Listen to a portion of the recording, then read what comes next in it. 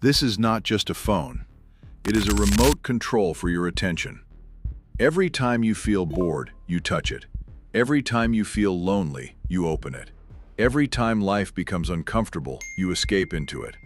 And slowly, without noticing, your brain learns one dangerous lesson.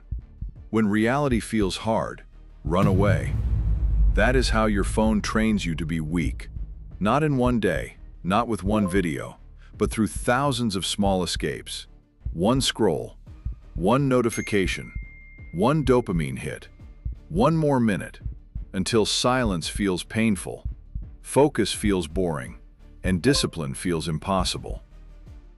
The problem is not that you use your phone. The problem is that your phone has become your automatic answer to discomfort. You are not choosing anymore. You are reacting. You wake up, you check it. You wait in line, you check it. You feel stressed, you check it. You try to work, then one notification pulls your mind away. And every time you obey that impulse, you are training your attention to be weaker. Your brain starts expecting quick rewards, fast entertainment, easy stimulation, instant escape. Then real life starts feeling too slow. Reading feels hard, working feels heavy, thinking feels uncomfortable, and being alone with your own mind feels like punishment. People call this a dopamine detox. But dopamine is not poison. You cannot detox from dopamine like it is a drug inside your body. Dopamine is part of motivation, learning, reward, attention, and movement. The real problem is not dopamine itself.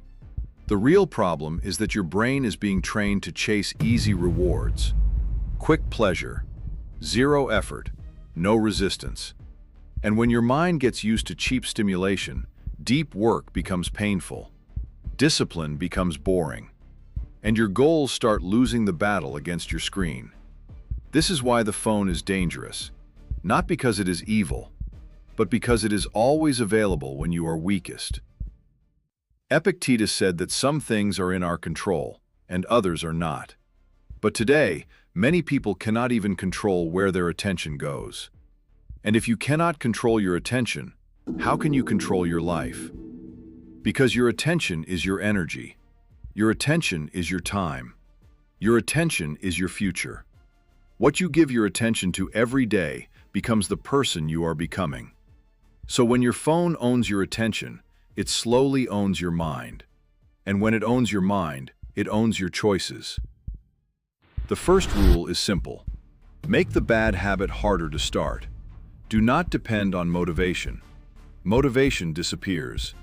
Design your environment. Remove addictive apps from your home screen. Turn off useless notifications. Log out after using social media. Put your phone in another room when you work. Because if the phone is beside you, your brain is still fighting it. And every fight costs energy. You do not need more willpower. You need fewer temptations in your face. The second rule, do not just remove the phone. Replace the escape. When you feel bored, walk. When you feel stressed, breathe. When you feel confused, write. When you feel weak, train. When you feel empty, sit with it for 1 minute instead of running from it. Because the goal is not to remove pleasure from your life. The goal is to stop being controlled by cheap pleasure. A strong mind does not need constant stimulation. A strong mind can stay with discomfort without immediately escaping. Here is the challenge. 10 minutes. No phone, no music, no video, no scrolling, no escape. Just you and your mind. At first, it will feel uncomfortable. That is the point. You are not bored. You are detoxing from distraction. You are teaching your brain that silence is not danger. You are teaching yourself that discomfort will not kill you. And when you can sit with discomfort, you become harder to control.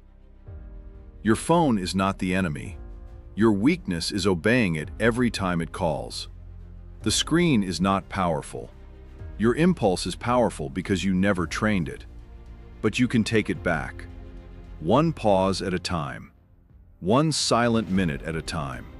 one controlled choice at a time. Because the man who cannot sit alone with his thoughts will always be controlled by something outside him.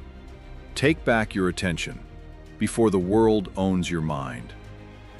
Master your mind. Protect your peace.